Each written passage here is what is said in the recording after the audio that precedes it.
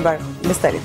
বিশ্ব ভোক্তা অধিকার দিবস আজকের এই সিলেট, আসলে আমরা 18 কোটি মানুষ, এই 18 বিষয়টা আমরা জানার প্রয়োজন।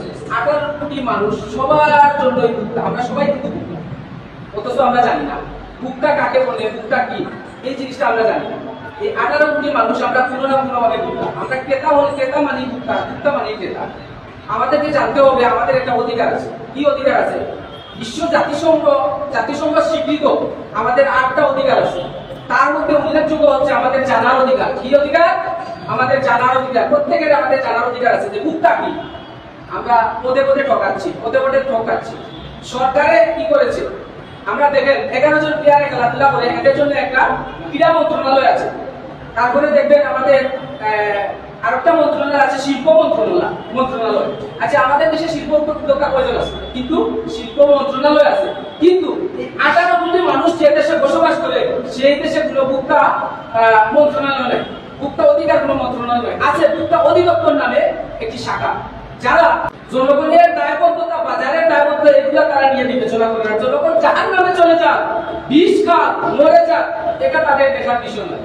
তাদের বিষয় হচ্ছে মাসে উঠলে বেতন পাচ্ছি, খাম পাচ্ছি। আচ্ছা, আপনারা দেখেছেন কোন বড় বড় যে নেতা আছে আপনার মিল কারখানা বা ইন্ডাস্ট্রি, এগুলাতে গিয়ে অধিকারের গুলো করতে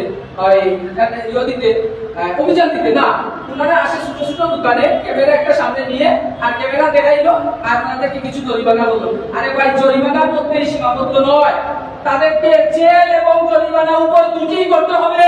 কি করতে হবে? জেল এবং জরিমানা। যদি জেল দেন তাহলে তার কি হবে?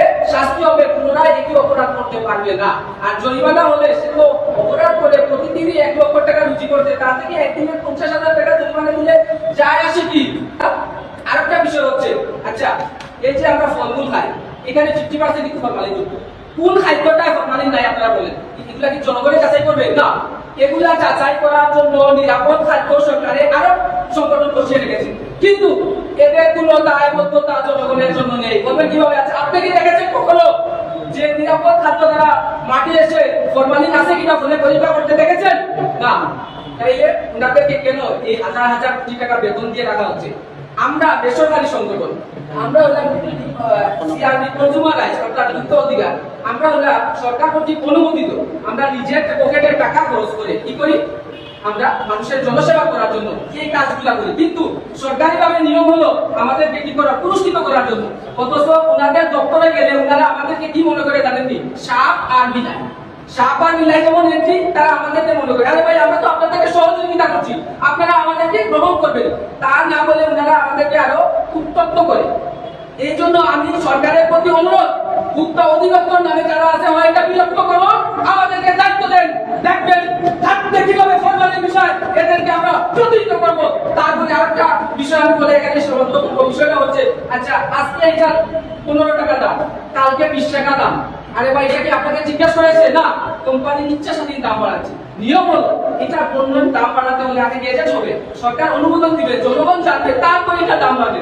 আরে ভাই, আপনারা বলেন না মেহরবানি করে ভোক্তা অধিকারে যোগ দিবেন কার জন্য? আপনার বাচ্চার জন্য। আপনি মেডিকেল যান, আপনি ক্লিনিক্যাল যান, আপনি প্রতিটা করে যান, দেখেন কিডনি রোগী আছে, এই রোগী সেই রোগী। আরে ভাই, এগুলা রোগ কাই কল্পনাই করে গেছে না, কই থেকে আসলো? সব আসছে এই হাতের বেজাল দিছে। আমরা এমনই সময় এগুলো প্রতিহত করার ধন্যবাদ জানাচ্ছি আমি।